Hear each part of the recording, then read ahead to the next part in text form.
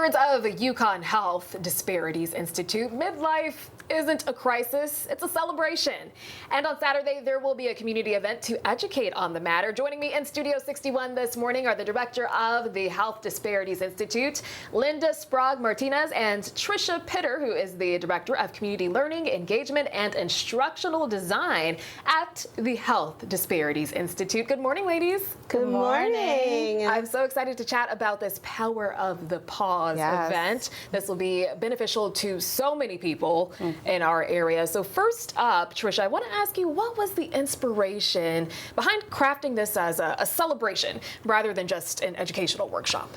Yeah, I think throughout women's lifespan, we celebrate pregnancies, we celebrate periods. We don't really celebrate menopause, right? And that's something that we've heard from our community residents when we had our community events early on in the year, that they want to be celebrated. So we said, you know what, why not? Let's do it. Yeah. So we're having a free celebration, Power of the Pause, and there will be education components to it, as well as building community and access to network with healthcare providers. Yeah, so it's not this thing you have to necessarily dread, right? No. Okay. No. Natural part of women's development, and we should really be celebrating it. There's a lot of positives that can come along with it. Yes.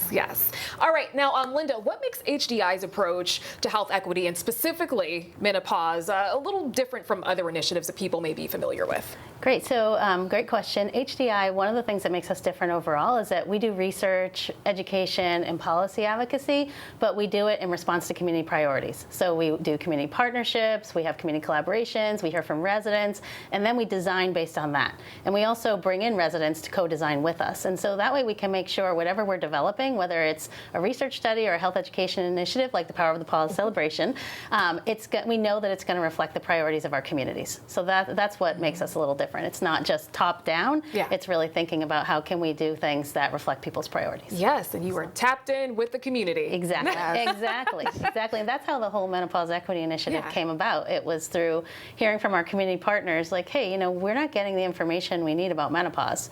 And so we said, really, let's talk more about it. And we had an initial event at the Legislative Office Building back in May, and we had over 100 people come. And we screened the M Factor video and had a panel, and they stayed. And they asked questions, and they kept asking questions. And so we made the M Factor available through the licensing and allow community organizations now to host events as well, so that we can just keep answering questions, getting the word out to make sure that women are getting the care that they deserve. And I feel like this is not something that's widely talked about amongst women. Like, even when my mother started going through that, I feel like she was having to learn as she went and began speaking to other women about their experiences and comparing, contrasting, and that's how she was building her knowledge. And though I'm not quite at that age yet, there's still, you guys still hope that there are younger women who will come out to the event as well, who may be like me, not quite there, but could still stand to learn something. Exactly. Yeah, I mean, there's nothing wrong with being prepared, right? I always said if I knew what I knew then, I think I would have looked at perimenopause or menopause completely differently and prepared myself emotionally, physically, but also community-wise, right? Same thing. My mother didn't talk to me about the pauses. She talked to me about everything else, but now I have the opportunity to talk to my daughter about it, and she can talk to her friends, right? So that we can all be prepared.